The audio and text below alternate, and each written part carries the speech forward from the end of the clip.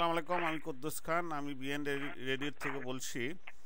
আমাদের সাথে আছে মিজান শাহিন, আওয়ামী লীগের সেক্রেটারি গত টার্মের, আর আছে কাজী মশরুফ হোদা, সাংবাদিক। আপনাদের দুজন কাছে অনুরোধ, আমাদের এই কথাবার্তাগুলো রেকর্ড হচ্ছে, আমরা পাবলিশ করব।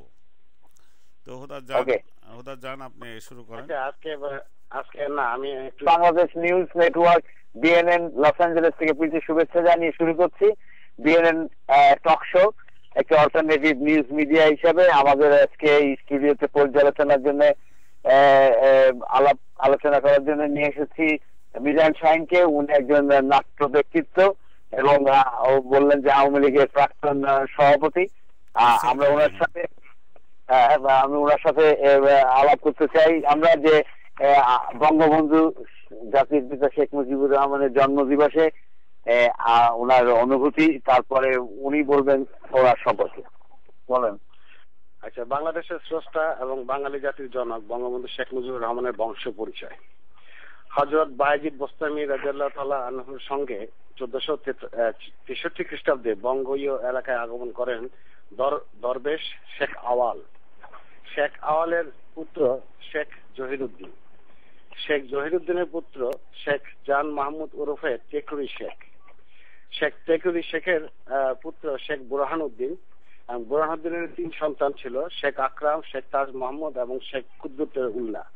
শেখ তাজ মোহাম্মদের ছেলে ছিলেন আর শেখ আব্দুল হামিদ, এবং আব্দুল হামিদের এক পুত্র ছিল, তার নাম ছিল শেখ লুৎফুর রহমান, যিনি জন্ম দিয়েছেন আমাদের বাঙালির বীর সন্তান এবং শ্রেষ্ঠ সন্তান বঙ্গবন্ধু শেখ মুজিবুর রহমানকে। তার জন্ম 1900 শেখ মুজিবুর রহমান হচ্ছেন। হ্যাঁ, শেখ লুৎফুর রহমানের ছেলে শেখ বঙ্গবন্ধু শেখ মুজিবুর রহমান বংশ পরিচয়। থ্যাংক ইউ শাহিন ভাই, আমাদের কিছু নতুন ইনফরমেশন দিলেন শেখ মুজিবের, জাতির পিতা শেখ মুজিবের জন্মবৃত্তান্ত সম্বন্ধে।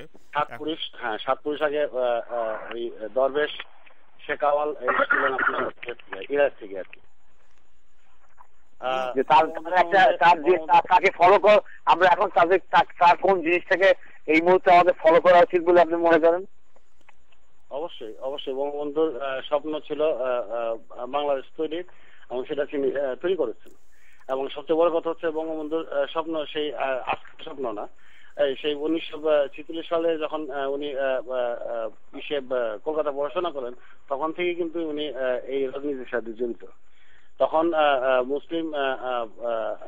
মুসলিম লীগের সাথে জড়িত ছিলেন, এবং পরবর্তীতে উনি মুসলিম আওয়ামী লীগ গঠন করেন। মুসলিম আওয়ামী লীগের পরবর্তীতে শুধুমাত্র আওয়ামী লীগ গঠন করেন।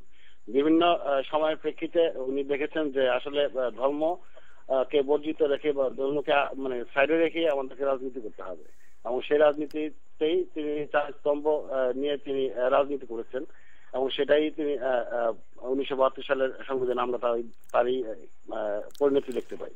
উনি একটু ক্লিয়ার কাট এখানে শাহিন ভাই, আমার একটু উনি যে কথাটা বলছেন 4 স্তম্ভ, সেকুলার রাজনীতিটা কিন্তু বেসিক্যালি আসছে বাংলাদেশ হওয়ার পরে। উনি যখন রাষ্ট্র গঠন করেছেন, বাংলাদেশ সৃষ্টি করেছেন ওনার নামের উপরে তো দেশটা হয়েছে। তারপরে উনি ঠিক না, এই কথাটা ঠিক ধর্মনিরপেক্ষতা যেটা নিয়েছেন, হ্যাঁ ওইটা উনি পরবর্তী পর্যায়ে আসেন। না, মুসলিম আওয়ামী লীগ থেকে এটাকে শুধুমাত্র আওয়ামী লীগ নিয়ে আসা হয়েছিল, কিছু না নিয়ে আসা হয়েছিল।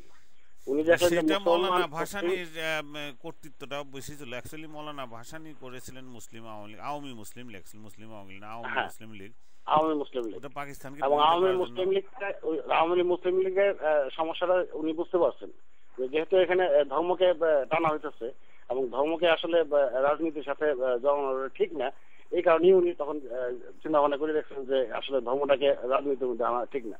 এবং এটার জন্যই উনি প্রথম থেকে ওই সময়টার থেকেই উনি একদম স্ট্রিক্ট ছিলেন যে ধর্ম নিরপেক্ষ হবে তার এই বাংলাদেশ। এবং যদি তাই না হতো, তাহলে উনি পাকিস্তানিদের বিরুদ্ধে, মানে পশ্চিম পাকিস্তানিদের বিরুদ্ধে, মানে আরেক মুসলমানদের বিরুদ্ধে উনি সংগ্রাম করতেন না, ঠিক না? আচ্ছা, এই যে ধর্ম নিরপেক্ষতা ছিল, তারপরে এটা পরিবর্তন হয়ে গেছিল না বাংলাদেশে? না, বাংলাদেশের পরবর্তী পর্যায়ে না, এখানে কিছু বিষয় আছে। রহমানের সময় কিছু, রহমানের সময় এটাকে বলা হয়েছিল যে এটা মুসলমান কান্ট্রি। অ্যাকচুয়ালি ওইভাবে বলাও হয় না। জিয়াউর রহমান যেটা করেছিলেন, আর্মির থেকে সে প্রেসিডেন্ট হইতে চেয়েছিলেন। প্রেসিডেন্ট হওয়ার কারণে সেও বিসমিল্লাহির রহমানির রহিম শুরু করেছেন। কিন্তু উনি কি বলছেন না যে ধর্ম নিরপেক্ষতা এটা যে চারটে ফল ছিল যেটা বলেন না, জিয়াউর রহমান ধর্মনিরপেক্ষ ছিলেন না। না না না, ধর্মনিরপেক্ষ বলা হয় না, এটা বলা হয়েছিল যে মুসলমান কান্ট্রি, মুসলিম কান্ট্রি। ওই হ্যাঁ, খানিকটা ওইভাবে ইন বিটুইন বইলা উনি প্রেসিডেন্ট থাকতে চাইছিলেন আর কি, সরাসরি। তারপরেও বঙ্গবন্ধু, এখানে আমার একটু বক্তব্য আছে শাহিন ভাই। 72 সালে বঙ্গবন্ধু যখন ধর্মনিরপেক্ষতার কথা বলছেন, তারপরে কিন্তু তিনি চেষ্টা করছেন যে মুসলিম কান্ট্রিগুলির সাথে তার একটা হৃদয়তা বা সদ্ভাব বজায় রাখার জন্য, এবং হি ট্রাইড হিজ বেস্ট। তার পরবর্তীতে এটা হয় নাই, এটা সে পারে নাই, এবং তার না পারার কারণেই আজকে তার মৃত্যু। কিন্তু বাংলাদেশের গঠনতন্ত্র অনুযায়ী তো ধর্ম নিরপেক্ষতা কান্ট্রি নাকি? না, গণতন্ত্র তাই বলে। হ্যাঁ, গণতন্ত্র ওইভাবে করা হয়েছিল, অনুযায়ী ধর্মনিরপেক্ষ রাষ্ট্র করা হয়েছিল, এবং এটা এখনো ওই অবস্থায় আছে, কারণ সংবিধান ওখানে চেঞ্জ করা হয়নি। তাহলে আমরা এখন কি বলবো যে এটা ধর্ম নিরপেক্ষ?